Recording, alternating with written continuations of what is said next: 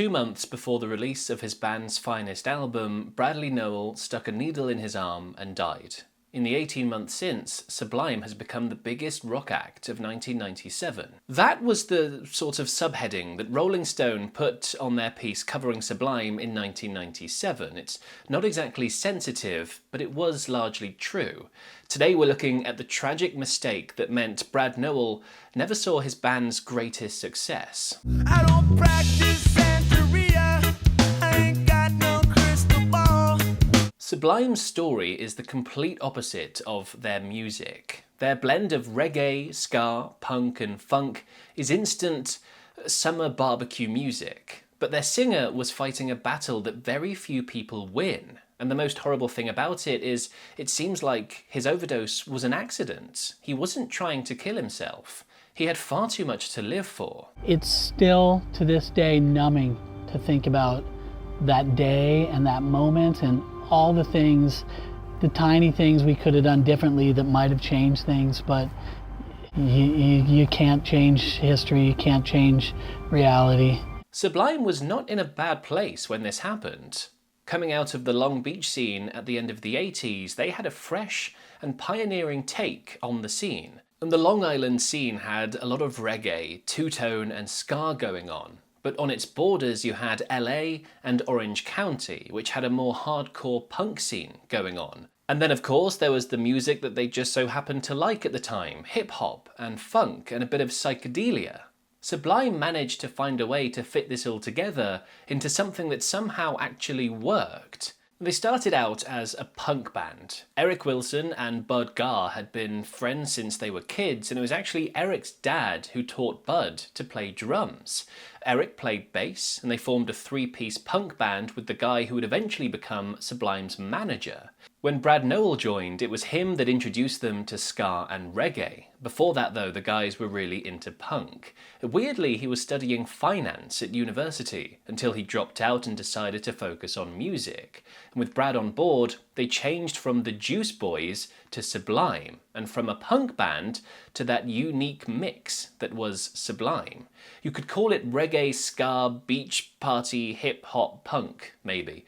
Or whatever you want really, because they were just their own thing. They were so unique that people were actually hesitant to sign them, or even let them play in their venues. People understood the genres when they were played on their own. It was easy to market a reggae band or whatever it was, but people weren't willing to take a risk on something new and unproven. So they solved that problem by forming their own record label, putting themselves on it, and therefore saying they had label representation, which made them sound much more credible, and they started getting gigs. Anyway, it was years before they really went anywhere. They played the local scene, recorded a few songs, and generally earned their stripes and developed as a band. They earned a good rep in the Long Beach and SoCal scenes, but they weren't successful by any means. In fact, I love this story. They once apparently broke into a music school. Now this was the music school where Michael Happold, the band's de facto manager, also known as Miguel, was studying.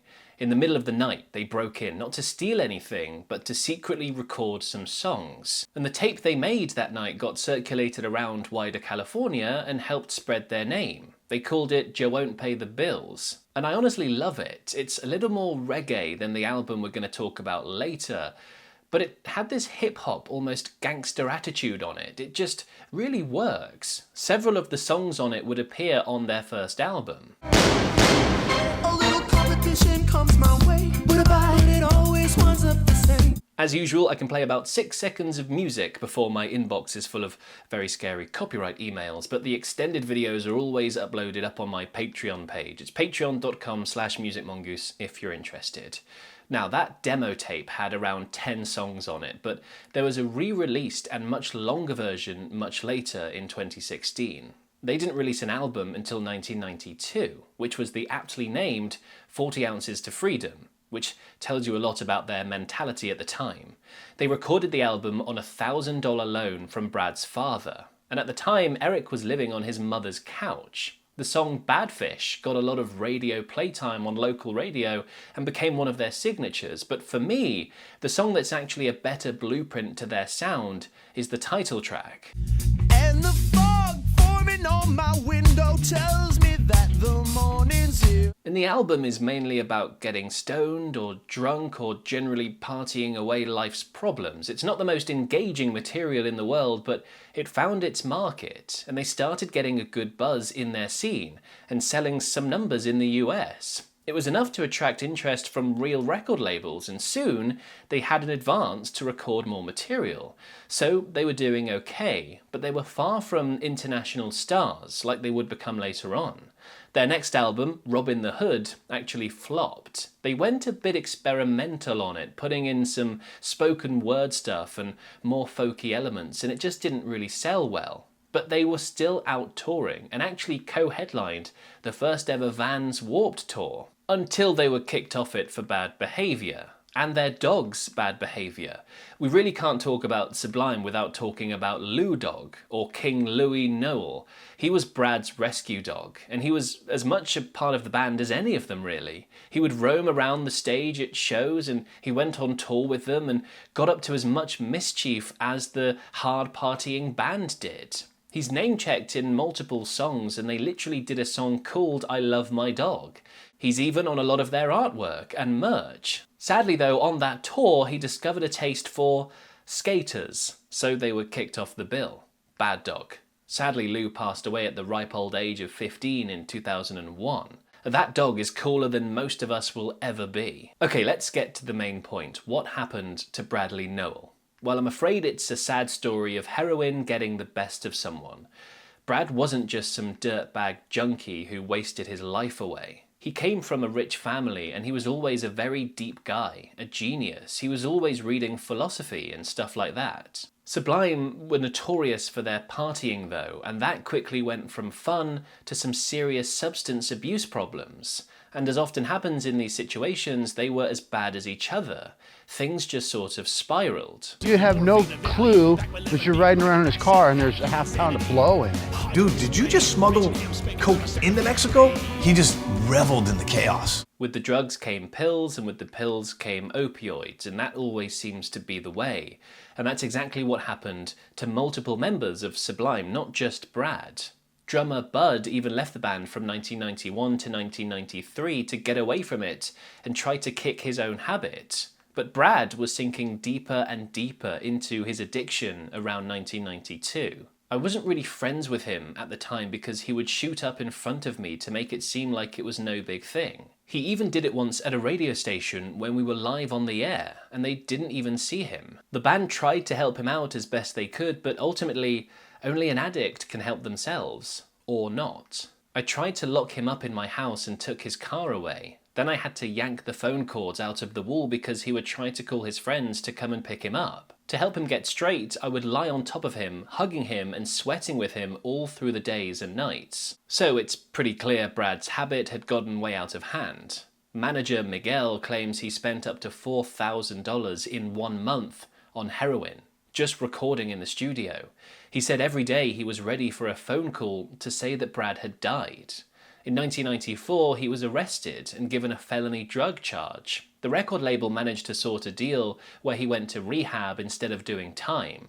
And for a while, things really started to be looking up. Brad was clean and seemingly enjoying life. But with money and touring comes temptation, and he relapsed.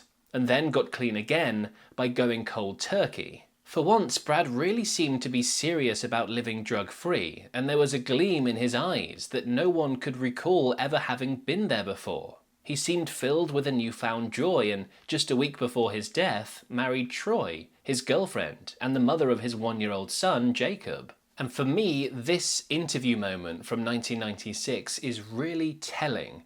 Brad is clean in this clip, but still drinks, and the interviewer takes his bottle from him off screen, and just look at how Brad reacts. For me for just 2 minutes. I know I'm taking it away from you, but I'll give it right back. I really would rather have a beer. Moonshine away. You know, that's the hard shit. I don't take my hard shit ever again, alright? You promise that? I promise. Then me and you can work together indefinitely. Okay, man. Just don't take my fucking booze.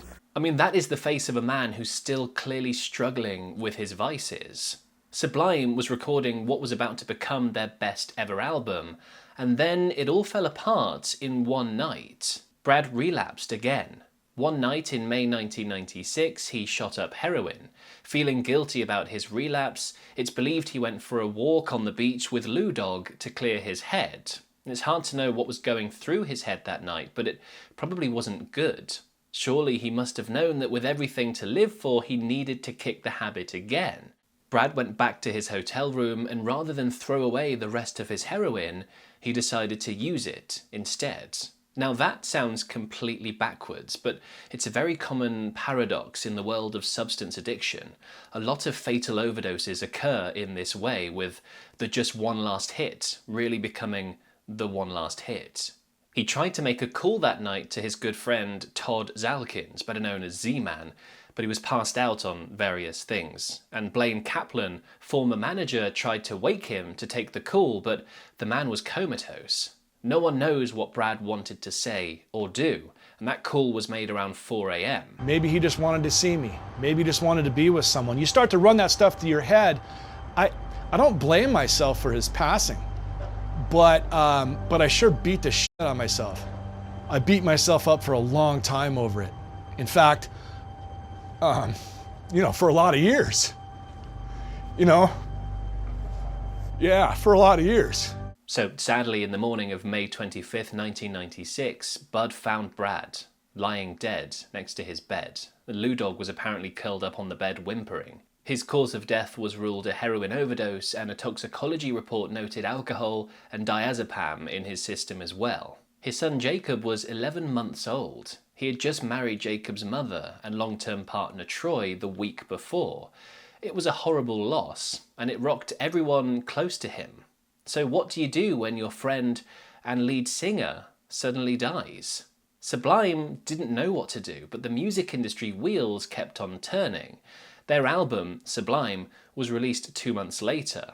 Obviously, the band had mixed feelings about releasing this album, but the album had almost been finished by the time of Brad's death, and it represented his last work. His friends were still devastated by his death, but now their last album together was out in the world. And when it went huge, it probably made it even harder. The album performed incredibly well in the States, and for some reason went to #1 in Greece. Said, remember that love is what I got. I remember that. It was by far Sublime's most popular work, and Brad wasn't there to see it. And of course, with the success came demands for a tour, but they just couldn't do it. After the album was released, it was announced that Sublime wouldn't tour without Brad.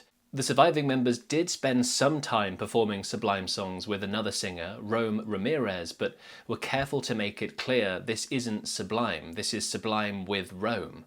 There's a sort of happy twist though. In 2023, Brad's son Jacob stepped forward to fill his father's legacy. He took up the mic and started playing Sublime songs with surviving members Bud and Eric. And it's really eerie how much like Brad he sounds. I got a Dalmatian, I can still get high. They even released new music and are working on an album, so it's nice to see that Brad's son is keeping his legacy alive. It must be quite bittersweet for his bandmates. It reminds me of how Jason Bonham, son of John Bonham, has stepped up and played with Led Zeppelin a few times. And I made a video actually about John Bonham's life recently. It's crazier than you thought it was, and it's over there for you next.